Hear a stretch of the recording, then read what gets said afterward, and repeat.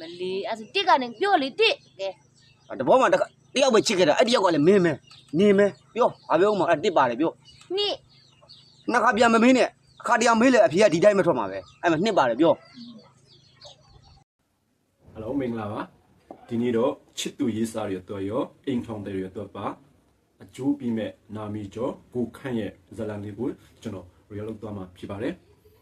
ကိုခန့်ရဲ့အမခန်တိုကီရီကိုစေဝင်စားသူများစောကြီးဖြစ်ချင်သူများနော်မဆူစားလေးနဲ့လိုက်ကြည့်ပြကြပါလို့နော် မိုးကမရွာနေကဘူးမိကတော့ခန္ဓာတွေကရာကြီးနဲ့ကွာတွေကမလွယ်ဘူးကွာ အဘာဖြစ်နေဖလားနေ ဒီလိုကပူရဲတဲ့ နားကြီးတော့မဟုတ်ဘူးကမိကဒီမှာမိတွေကပူပြီးရာခန္ဓာတစ်ခုလုံးရာနေတာငါအပူတွေပွင့်ကန်ထွက်တော့ငါထိုင်းတဘူးတော့တောက်ချင်တော့ပတ်စံတစ်ထောင်မပေးနိုင်ဘူးလေမိမ ညဘာကိုရေးမဲစားနေဘာငါပတ်ဆက်ထောင်ပြရ ပြရမှာပေါ့ကိုရောကြား တောက်ချင်တော့သူမိမကလည်းကွာ တိုကီရီစားတော့ ညာလေ နေရလေကြိုးကြောင်နဲ့ညနေဆောင်လာပြီလားဆိုရင်နင်တမျိုးပြီးတမျိုးငါ့ကိုလာပြီးပါပြီပြောတယ်အလောက်ပါဆိုကြတော့ဟုတ်တာဟုတ် လုံးမလုံးတာလားသူက ငါမိမလည်းနော်ဒီတော်စိုးနေပြီဟဲ့ရွာနေ60မှာစမနန်စော်ကြီးတဲ့ဂျားတွေကနေငါရွေးယူခဲ့တာနော်နေစမနန်စော်ကြီးတဲ့ဂျားတွေကနေငါရွေးယူခဲ့တာနော်နေ Oh my god! Wow! ဒီမျိုးကိုရွေးခဲ့တာ စော်ရီတော့ကြီးနေတဲ့ဂျားတွေကနေငါရွေးပြီးယူခဲ့တာနေနည်းနည်းတော့နေငါ့ဦးစားပေးသေးတယ်လိုက်ရောသေးတယ်နေ အဲ့ဒါဆိုရင်လေရတယ်ဖြစ်တယ်နင်ငါ ချင်းတစ်ထောင်ပေးလေ မဟာနေ နင်ကဖောင်ထိုင်းယူတစ်ထောင်လူချင်တာလားအဲ့ဒါဆိုရင်နင်ကငါမီးလိုက်တယ်ငါမီးတဲ့မေခွန်း10ခုကိုဖြစ်နိုင်လို့ရှင်နင်ပြောတဲ့ထိုင်းယူတပူပူတစ်ထောင်ဆိုရရမယ်ဒါမျိုးလို့ရှိရင်တော့နင်ကငါလွယ်လွယ်နဲ့မပြီးနိုင်ဘူးရှင်းတယ်နော် မီခွန်းစေကိုရရင်ထိုင်းတဘူးရ ကလေးကြီးညာတက်လာပြီနင်ဘာဆဲဘာမေးမှာနင်ဘာမေးချင်တာပြော ငါပြောပြီးပြီလေငါ10ခုမေးမယ်10ခုမေးလို့ဖြစ်နိုင်ရင်ငါပြီးမယ်လို့ပြောပြီးပြီ ဆဲကူကဘယ်လိုဆဲကူတော့လို့ငါပြောတာ တိကနေ30ထိ တိကနေ30ထိဖြေနိုင်ငါ အဲ့တိကနေ30ထိကိုတိဆိုရင်ကာယံလေးနဲ့ပြောသွား 30ဟုတ်ကဲ့ တိကနေ30ထိဖြေနိုင်ပတ်စံရမှာအဲ့လိုအဲ့လိုငါဖြေမယ် ဒီ တင်းနေ3 5 6 9 10ပေးတစ်ထောင် အဲ့လိုလွယ်ဆိုရင်တော့နော်ဘသူကလေးမေးတောင်ပြေးတတ်တယ်တိကနေ30ထိရတော့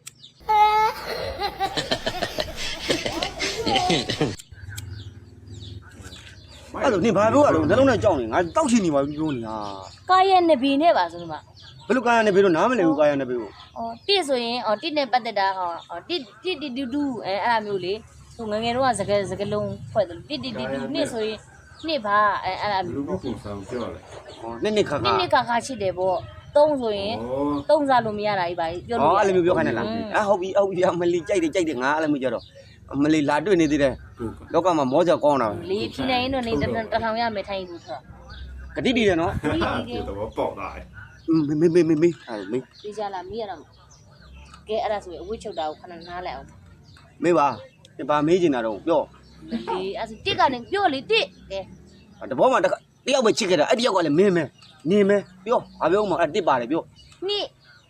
နှစ်ခါပြန်မမင်းနဲ့အခါတရားမေးလေအဖေကဒီတိုင်းမထွက်မှာပဲအဲ့မှာနှစ်ပါတယ်ပြော နှစ်ခါပြန်မမင်းနဲ့အခါတည်းအမေလည်းဒီပြီပဲမိုင်းမထားရမယ်နော် တော့ 3 3 3 5 15နင်းနဲ့လက်မရရှင်းလားအမလေးကလေးကစားစားလေး မိုက်တယ် မောစရာပေါ်တာ မိုက်တယ်ပေါ့ အမလေး ဘယ်ကနေတော့ပြောကြကို လွတ်ရနေတာကလေးတောင်တက်တယ်ဒါလေးရောကလေးကစားကြရည် ဟုတ် ကွာ ပါရဲ့အဲ့ဆိုလေး ဒီတော့တတ်တယ်တဲ့ 4ယောက်ပေါင်းပြီးတော့နင်းကပြိုင်လိုက်ခဲ့တာလीကောင်3ကောင်အနိုင်ရောက်အတွက်နင်းကငါလိုက်ခဲ့တာလीအဖေကတော့ငါတင်ပေးလိုက်တယ်လीငါသားညိုကျောကငိုပြောမှရတာဆိုလို့နင်းကငိုပြောခဲ့တာမျက်ရည်တော့ကြားလိုက်တယ်တောက်နဲ့20အောင်မလေးလွတ်လေးလီအဲ့ဒါခက်သလားလို့ ငါတောင်ပြန်ငယ်သွားလား မိုင်း ဒီဖြစ်ခက်သလားလို့ ငါတောင်ပြန်ငယ်သွားလားဒီ Yeah, boy. ဒီဖြစ်တယ်ပိတ်တစ်ထောင် လေးပဲရှိသေးရဲ့လေ အဲ့လိုနင်းဆက်မေးလေပေါ့ ငါ ငါးစင်ကြိုင်းငါလက်မှာအကန်ပြီးတော့မင်းသားမလာတဲ့ကောင်မှန်တယ်မြောက်ငါးစင်ကြိုင်းနဲ့ရိုက်ထုတ်လို့မင်းသားမဘယ်ကောင်မှမကတ်ရဘူးအဲ့ဒါကြောင့်ဒီငါနဲ့ရတာလေဟုတ်ဘူးလားငါပါတယ်နော် ဟုတ်ပါပြီချ 6ရက်နေ့6လပိုင်း2016နေ့မှာ6မြို့မောက်ဘာကြီးအိမ်မှာမင်းကိုခိုးပြေးခဲ့တာလေအဲ့မှာအဲ့တညာနဲ့6ခါ ဘာတော့ ဒီတန်းတညာတက်လာလေတညာနဲ့6ခါ ဘာတော့ ချီးဒီပန်းလို့အိမ်နာတက်တာလေ6ပါတယ်6ပါတယ်ကလေးကစားတယ်ပြင်းညကောင်းတာ အမေ6ဆိုအမေအဲ့ဆို600ရသွားပြီဗျာခုနှစ် ခွန်းခွန်ကနေချိနေနေလို့မင်္ဂလာဦးညမှာကိုကမလုံနိုင်ပါဘူးဆိုတာတော့မင်းကငါ့ယောက်ျားမဟန်ဘူးဆိုကြည့်ပြီးတော့မင်းအပေါ်ကနေတက်ပြီးတော့လေ ဘာလုပ်တာတော့ အပေါ်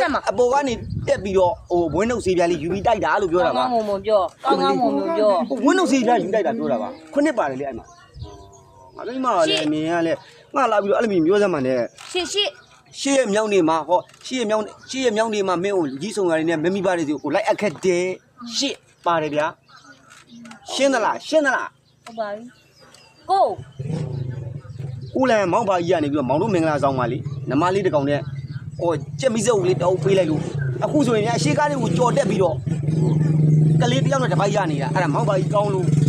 ရှင်းသလား ရှင်းနေမဲလေးရွာနီ60ကိုလန်နေတောင်သုံးလိုက် ဆရာကြီးလေငါဆရာကြီးလေမိမလာမျိုးနဲ့အမေမော ဟုတ် ပါ ပါပြီတော့အဲ့ဆိုလဲနံပါတ်မှာ30 ဆယ်ကပြည့်ပြီပေးတစ်ထောင် နံပါတ်30လို့ ဆယ်ကပြည့်ပြီတစ်ထောင်ပေးလို့ငါပြောတာရှင်းချင်းလေးရဆယ်ကပြည့်ပြီတစ်ထောင်ပေးငါပြောတာရှင်းနေတာပဲ ငါလည်းရှင်းရှင်းလေးပြောနေနံပါတ်မှာ30 ဖိုက်တဝေးရတော့မ ဩဆယ်ကပြည့်ပြီတစ်ထောင်ပေးငါပြောတာရှင်းချင်းလေးရ အေးလေအဲ့တော့1000ပြည့်အောင်ဆယ်ပါတော့ပြောလို့ပြောနေလေ ဆယ်ဘုတ်ပြည့်သွားပြီ ပြီးပြီ အေးလေဆယ်ဘုတ်ပြည့်အောင်ပြောလေနံပါတ်30ပါတော့ ဆယ်ဘုတ်ပြည့်ပြီပတ်စံပေး ဘာပြောပဲလဲမသိဘူးအဲ့ဆိုနံပါတ်9ပြန်ပြော နံပါတ် နံပါတ်9လမ်းမောင်းပါကြီးကမောင်တို့မင်္ဂလာမှာကြက်မီးစုပ်ကလေးနဲ့နံပါတ်ပေါက်ကလေးတစ်ကောင်ပေးလိုက်လို့ဟောမောင်ရှီကားလေးကြော်တက်သွားပြီးတော့ကလေးတယောက်နဲ့တပိုက်တောင်ရပြီအဲ့ဒါနံပါတ်9 အဲ့ဆိုနံပါတ်30 ဆယ်ဘုတ်ပြည့်ပြီပတ်စံပေး ဟိုနံပါတ်30ပါဆို နံပါတ်10ဆယ်ဘုတ်ပြည့်ပြီပတ်စံပေးလို့ပြောတာ ဘာစိတ်နံပါတ်30ပါနံပါတ်30ပါ ဒီမိမနဲ့ရှော့ရတယ်ကွာတော်ဆိုးတော့ မလွယ်ဘူးနော်ဒီလောက်တော်ကြရတဲ့ကိုခန့်တော်မှာဒီမှာရှုပ်သွား ဖုန်းနေပြီဒီ နင်း မိမ ရှုံနေ ငုံချပွေးတာရေမဆေးဝဲနေတာထိုးပလိုက်ချင်တော့တယ်ငါပြောတာရှင်းနေတာ ငါ့ကိုနင်ငရုတ်ချက်ဖို့နဲ့ထိုးခြင်းနေ မဟုတ်ဘူးဥမာပြောတာပါမလုပ်ပါဘူးငါမိမချစ်လို့ယူထားတာ ကိုခန့်တော်မဟုတ်လို့ရှင်းတော့ကွာ ဆယ်ဘုတ်ပြည့်ပြီပတ်စံပေး အဲ့နံပါတ်30ကဘာတော့လို့ အာနံပါတ်10ဆယ်ဘုတ်ပြည့်ပြီပတ်စံပေးလို့တောင်းနေတာ အဲ့ဆိုတိကနေပြန်ပြော အော်နင်းလေ တိကနေတော့30တိပြန်ပြော အာနင်းမရှင်းဘူးပေါ့ မရှင်းဘူး တဘွားမှာတယောက်တည်းချစ်ခဲ့တာအဲ့ဒါမင်းပဲနော်နင်းနှစ်ခါပြန်မမင်းနဲ့အဖေကဒီတိုင်းပဲထွက်မှာပဲတော့ပေါ့လားနော်33လီကို35လီ15နင်းနဲ့ငါနဲ့လက်မရ တော့ ဟာလေးဟုတ်တယ်မလားဟိုကောင်လေးကောင်နဲ့အပြိုင်ဆိုင်လူခဲ့လို့မလားမောင်ဖေမောင်ကိုတင်ပေးလိုက်တဲ့ညိုကြောငုံပြောမှရတယ်ဆိုလို့မောင်မျက်ရည်အောင်ကြခဲ့တဲ့တောက်နဲ့20 မဲ ဟုတ်တယ်မလား ငါ ငါးစင်ကြီးနဲ့လက်မကန်ပြီးတော့မင်းသားကတဲ့ကောင်မှန်သမျှမောင်ငါးစင်ကြီးနဲ့ရက်တော့ကောင်ပြင်းရိုက်ပြခဲ့တာလေငါမပိုင်ဘူးလားနင်း6ရက်မြောက်နေမှာ6မြို့မှာဟုတ်တယ်မလား6လပိုင်း6ရက်နေ့2016နေမှာမင်း6မြို့ကိုခိုးပြေးခဲ့တာလေအဲ့ဒါ6မပေါ့ဘူးလား ကိုဟုတ်ပြီ ဟာခုနှစ်ရက်နေ့မှာခွန်အားတွေပြတ်နေလို့ဆိုပြီးတော့မင်းကိုမင်္ဂလာဦးညမဟန်းဘူးဆိုမင်းအပေါ်တက်တာပြီးတော့အာစီလေးယူလိုက်ခဲ့တယ်လေဝင်းပိတ်စီးပြားလေး ဟုတ်ပါပြီနံပါတ်ရှိဟုတ်ပါ ရှေ့ရက်နေ့အမဟိုမှာလူကြီးစုံကနဲ့မင်းကိုပြားခဲ့တယ်ကွာကဲ ဟုတ်ပြီဟုတ်ပြီကိုဟုတ်ပြီ ဟောကိုလန်မောက်ပါကြီးကနေပြီးတော့ကြက်မီးစုပ်ကလေးနဲ့နမလေးတစ်ကောင်မောက်လက်ဖွဲ့လို့အမကလေးတွေကိုဘာတွေရပြီးတော့ရှေ့ကကြော်တက်သွားတာ 30ဟုတ် ဆယ်ဘုတ်ပြည့်ပတ်စံပေး ဟောလာပြန်ပြီ30ပါဆိုအဲ့30ကိုရွတ်ပြလေ တော်ဆိုးတော့ဆိုးနေပြီ နင်းစိုးနေတမတ်30ကိုရွတ်ပြလေ အဲ့ဒါဓမ္မတစ်ဆယ်ပေါ့ဆယ်ဘုတ်ပြည့်ပတ်စံပေးပါသူမပဲ ဒီယောက်ကြတော့အခုချုပ်နေရဘောင်းမီလိုပဲနှလုံးနဲ့အော်ဘောင်းမီကျက်ဟုတ်ပါဘူးတစ်လုံးနဲ့ဘောင်းမီကျက် နှလုံးမှာငါနှလုံးရှိတာကိုနင်း6ပြောနေမ30ပြည့်တော့ပတ်စံပေးပါလို့ပြောနေတာမပေးချင်ဘူးလားဘာတော့ ဘေးကအစနေဒီကနေပြန်ပြော30တိ ဟာလုတ်ပြန်ပြီဟာနင်းကလည်းဒီဘော ဘာတော့နင်1000ထေးဘူးတပူး1000မလို့ချင်းမလား ငါလည်းတောက်ရှင်လို့တော့တင်းကြီးခံနေတာပေါ့ အဲ့ဆိုတိကနေ30တိပြန်ပြော ဒီဘောမှာတယောက်လေးချစ်ခဲ့တယ်နင်းပဲဒီမောနင်းရှင်းပြတာမောတယ်ပြေးသွားပြီ30ရဲ့အဲ့မှာ ဩနင်ပြောချင်တာနံပါတ်က30 ဟုတ်တယ်အဲ့မှာ10ဘုတ်အေး10ဘုတ်ပြေးသွားပြီပတ်စံပေး ပတ်စံပေးအဲ့ အဲ့ လို လိုငါမောကြကောင်းတာထိုင်းရည်တကူမူးကိုမူးသွားရောငါအဖြေပြေးတဲ့မူးသွားရောငါ ဟုတ်ပါပြီအဲ့ဒါကကျင်းနေတယ်ရော့နင်တို့1000ဘိုးတောက်ပြီးတော့မူးလို့ကတော့အကြောင်းဒီပဲ ဩမိမရေတစ်ထောင်မူးတောက်ပြီးမူးလို့အကြောင်းသိမယ်ဆိုရင်တော့ ထောင်တော့ရတာနော် ဘာတော့ အကြောင်းသိအောင်ကောင်းမှန်းတော့ပြရထကြပေါ့ကွာငါလာပြီဟေးကိုထုံး ထိုင်းရည်ဆိုင်ကြီး ထောင်ရတော့ ငါလာပြီဟေး နင်ဟိုကကျိုးနေတော့မှသွားနောက်ကျနေဦးမယ် အဲ့ဒါသွားတော့မယ်နောက်တစ်ခါငါအဲ့မို့ပေါက်တိပေါက်ချမေးခွန်းနဲ့ပြင်းစရာကောင်းလွန်ကြီးလို့ဒါကလေးကစားစရာကြီးငါမိမှာ အေးပါအေးပါအေးပါ 你这点没工没 ဘ，ယ်လိုပဲဖြစ်နေဖြစ်နေ1000တော့တန်အောင်တော့ငါမီးလိုက်ပြီ 没必要啊。 ဟုတ်ပြီနော်ဒီဇလန်လေးကိုချစ်ချင်တာဖြစ်မင်းကလေးဆိုတာက